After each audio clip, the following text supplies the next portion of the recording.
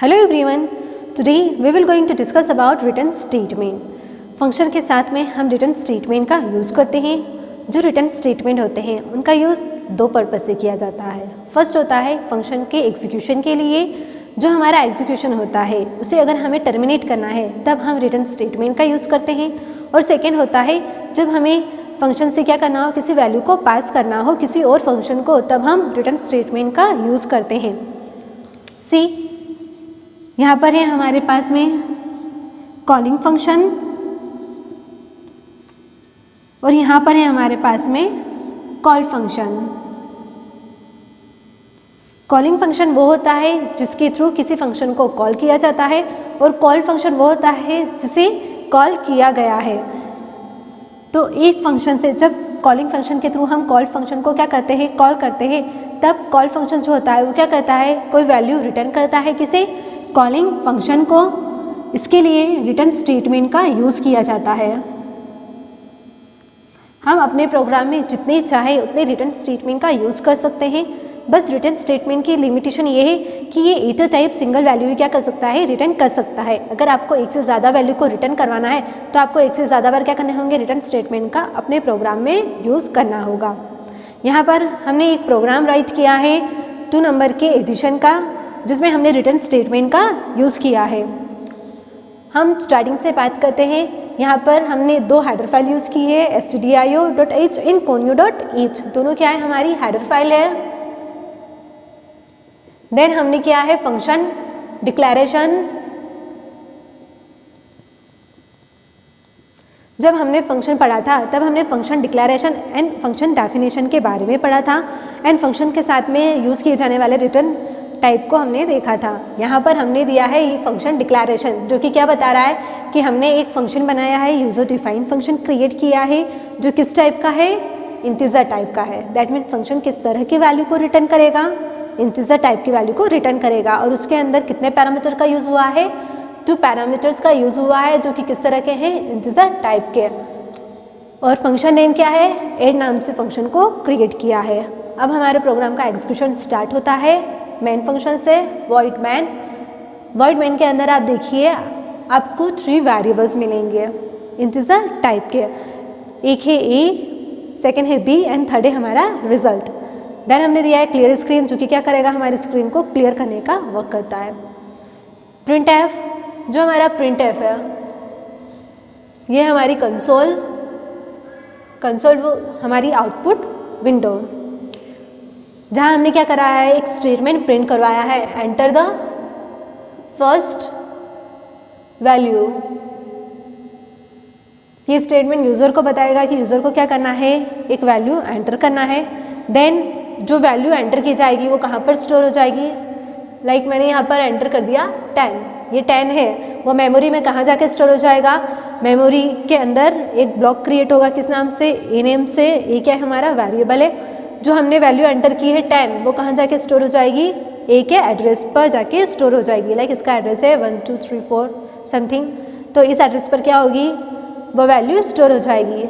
Then statement, again हमने print F के through क्या करा है, स्टेटमेंट को प्रिंट करवाया है.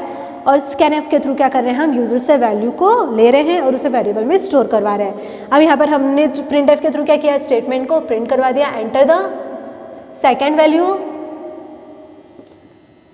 देन जैसे यूज़र सेकेंड वैल्यू एंटर करेगा वो वैल्यू कहाँ पर स्टोर हो जाएगी, बी के एड्रेस पर जाकर स्टोर हो जाएगी. लाइक यहाँ पर हमने एंटर किया 20, तो ये 20 कहाँ पर स्टोर हो जाएगा, मेमोरी में. ए और बी नाम से ऑलरेडी क्या है हमारे पास में ब्लॉक हम क्रिएट कर चुके हैं. इसका भी कुछ एड्रेस होगा. इस एड्रेस पे क्या होगी, जो वैल्यू हमने एंटर की 20 वो क्या हो जाएगी, स्टोर हो जाएगी. देन हमने क्या प्रिंट करवाया, एंटर द फर्स्ट वैल्यू और एंटर द सेकेंड वैल्यू. हमने स्टेटमेंट प्रिंट करवाया था. देन यूजर ने एंटर जो वैल्यू है वो एंटर करी 10 एंड 20, जो कि क्या हुआ रिस्पेक्टिवली ए एंड बी के वेरिएबल के अंदर जाकर क्या हो गई है, स्टोर हो चुकी है. देन हमने यहाँ पर क्या दिया है, एक ऑपरेशन परफॉर्म करवाया. यहाँ पर हम क्या दे रहे हैं, रिजल्ट. रिजल्ट क्या है, हमारे पास में एक वेरिएबल है, जैसे ही उसके अंदर हमने क्या असाइन किया, एड ए बी. यहाँ पर आपको दिख रहा है एड के साथ में हमने किसका यूज़ किया है, पैरेंथेसिस का यूज़ किया है. उस पैरेंथेसिस के अंदर हमने क्या किया है, आर्गुमेंट को पास किया है. ये जो ऐड है ये क्या है, फंक्शन है। ऐड नाम से हमने ऑलरेडी क्या किया है, फंक्शन को क्रिएट किया है, जिसे हमने फंक्शन डिक्लेरेशन में बताया है। उसके साथ में हमने दो इंटीजर टाइप के क्या कर दिए, वेरिएबल पास कर दिए। ये क्या कहलाएंगे, आर्गुमेंट कहलाएंगे। जब हम फंक्शन के पैरेंथेसिस में वेरिएबल को पास करते हैं तो हम उन्हें क्या कहते हैं, आर्गुमेंट कहते हैं, जो कि क्या है, एक्चुअल आर्गुमेंट्स हैं। अब हमने क्या किया यहाँ पर, फंक्शन कॉलिंग की है। आप फंक्शन को किस तरह से कॉल करते हैं, ये है फंक्शन कॉलिंग। फंक्शन के साथ आप चाहे तो क्या कर सकते हैं, पैरामीटर को पास कर सकते हैं, और चाहे तो पैरामीटर या आर्गुमेंट को पास नहीं भी कर सकते हैं। यहाँ पर हमने क्या किया है, आर्गुमेंट्स पास किए हैं, कितने, 2। अब इन 2 आर्गुमेंट को होल्ड करने के लिए ऐड फंक्शन के अंदर भी क्या होने चाहिए, 2 फॉर्मल पैरामीटर्स होने चाहिए। कंट्रोल हमारा यहाँ से कहाँ पर आ जाएगा, ऐड नाम के फंक्शन पर आ जाएगा। एज यू कैन सी यहाँ पर ऐड नाम से क्या है, एक फंक्शन है जिसमें क्या है, 2 फॉर्मल पैरामीटर का यूज़ किया है, x और y नाम से, दोनों का टाइप किया है इंटीजर, क्योंकि यहाँ पर हमने दोनों का टाइप भी क्या रखा था, इंटीजर रखा था। तो ये क्या करेंगे, a और b के अंदर क्या वैल्यू थी, 10 और 20, उसे होल्ड कर लेंगे। अब यहाँ पर क्या होगा, कंट्रोल जैसे ही ऐड फंक्शन के इनसाइड आएगा वहाँ पर उसे एक लोकल वेरिएबल मिलेगा c नाम से। c के साथ हम क्या कर रहे हैं, एक ऑपरेशन परफॉर्म करवा रहे हैं एडिशन का, c = x + y। अब ये क्या करेगा, 2 वेरिएबल्स को ऐड करने का वर्क करेगा। लाइक यहाँ पर ये क्या करेगा, x + y, x के अंदर क्या वैल्यू थी 10, y के अंदर क्या वैल्यू थी 20, 10 + 20 = कितना हो गया, 30। अब ये जो 30 वैल्यू है वो किसके अंदर स्टोर हो जाएगी, c नाम के वेरिएबल में स्टोर हो जाएगी। अब आता है हमारा रिटर्न स्टेटमेंट। हमने क्या किया, एक स्पेशली हमने एक फंक्शन क्रिएट किया जो क्या टास्क परफॉर्म कर रहा है, एडिशन का टास्क कर रहा है। उस एडिशन को हम क्या करवा रहे हैं, जो रिजल्ट आएगा उसे हम क्या कर रहे हैं, रिटर्न कर रहे हैं, किसे, कॉलिंग फंक्शन को। जिस फंक्शन ने एडिशन मेथड को कॉल किया था उस फंक्शन को हम क्या देंगे, रिजल्ट रिटर्न करेंगे। क्योंकि हमने इस फंक्शन को क्यों क्रिएट किया है, एडिशन टास्क परफॉर्म करवाने के लिए। यहाँ पर उसने क्या किया, एडिशन का टास्क परफॉर्म किया और हमें क्या दिया, आउटपुट जनरेट किया। अब जो आउटपुट हमारे पास में है 30, उसे हम क्या करेंगे, वापस से कॉलिंग फंक्शन को रिटर्न कर देंगे with the help of return statement. ये रहा हमारा रिटर्न स्टेटमेंट, जिसके अंदर हमने पास कर दिया किसे, c को, c वेरिएबल को हमने क्या कर दिया, पास कर दिया। अब हमारा कंट्रोल क्या होगा, यहाँ से रिटर्न हो जाएगा कहाँ पर, जहाँ से उसे कॉल किया गया था उसके जस्ट नेक्स्ट वाली लाइन पर क्या हो जाएगा, हमारा फंक्शन, हमारा जो कंट्रोल है वो रिटर्न हो जाएगा। और फिर हमने यहाँ पर इसे क्या किया है, printf addition is %d result. हमारे जो c वेरिएबल है इसकी वैल्यू किसके अंदर ट्रांसफ़र हो जाएगी, रिजल्ट नाम के वेरिएबल के अंदर चली जाएगी। और हम जैसे ही एडिशन इस %d प्रिंट करवाएंगे स्क्रीन पर, हमने यहाँ पर प्रिंट करवाया एडिशन इज %d रिजल्ट। अब रिजल्ट के अंदर क्या वैल्यू है, 30, तो ये स्क्रीन पर प्रिंट हो जाएगी। हम अपने प्रोग्राम के अंदर अलग अलग पर्पस से मल्टीपल क्या करते हैं, फंक्शंस को क्रिएट करते हैं और उनके बीच में कंट्रोल को क्या करते हैं, ट्रांसफ़र करने का काम करते हैं, जिससे जो हमारा कंट्रोल होता है वो एक फंक्शन से दूसरे फंक्शन पर क्या कर जाता है, जंप कर जाता है। जब वो फंक्शन पर क्या पहुंच चुका है, हमारा कंट्रोल पहुंच चुका है, वहाँ से रिटर्न हमें वापस से क्या करना है, हमारे फंक्शन को पहुँचाना है। उसके लिए हम किसका यूज़ करते हैं, रिटर्न स्टेटमेंट का यूज़ करते हैं।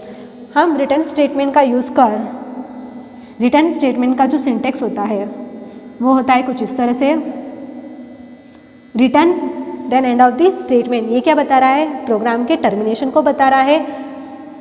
किसी भी फंक्शन को टर्मिनेट करने के लिए, सब फंक्शन को टर्मिनेट करने के लिए हम क्या देते हैं, return and of the statement. अगर हमें क्या करना है, रिटर्न के साथ में कोई आर्ग्यूमेंट पास करना है, किसी वेरिएबल की वैल्यू को पास करना है, तब हम इसके साथ में क्या दे सकते हैं, वेरिएबल दे सकते हैं। अगर हमें किसी कांस्टेंट वैल्यू को पास करना है तब हम रिटर्न के साथ में पैरेंथेसिस का यूज़ कर वहाँ क्या दे सकते हैं, कांस्टेंट। हम चाहे तो रिटर्न के साथ में एक्सप्रेशन भी क्या कर सकते हैं, पास करवा सकते हैं। ये हमारा रिटर्न स्टेटमेंट का सिंटेक्स, जिसके थ्रू आप किसी स्टेटमेंट को क्या कर सकते हैं, किसी ब्लॉक को आप टर्मिनेट कर सकते हो, वेरिएबल को पास कर सकते हो, कांस्टेंट को पास कर सकते हो, एक्सप्रेशन को क्या कर सकते हो, पास कर सकते हो। एक्सप्रेशन लाइक a + b, ये क्या हो गया, एक्सप्रेशन हो गया। कांस्टेंट लाइक कोई वैल्यू जो क्या होती है, फिक्स होती है, वेरिएबल हो गया a। इस तरह से हम क्या कर सकते हैं, अलग अलग पर्पज़ से रिटर्न स्टेटमेंट का यूज़ कर सकते हैं। यहाँ पर हमने पूरे प्रोग्राम में देखा किस तरह से उसने हमारे आउटपुट को वापस से किससे रिटर्न कर दिया, कॉलिंग फंक्शन को। ये ऐड जो था ये क्या है, कॉल्ड फंक्शन, जिससे मैन फंक्शन के थ्रू कॉल किया गया था और वापस से जो वैल्यू थी वो किसे ट्रांसफ़र कर दी गई, कॉलिंग फंक्शन को। आई होप रिटर्न स्टेटमेंट के बारे में आपको समझ में आया होगा, ये वीडियो आपके लिए यूज़फुल रहा होगा। Thank you so much.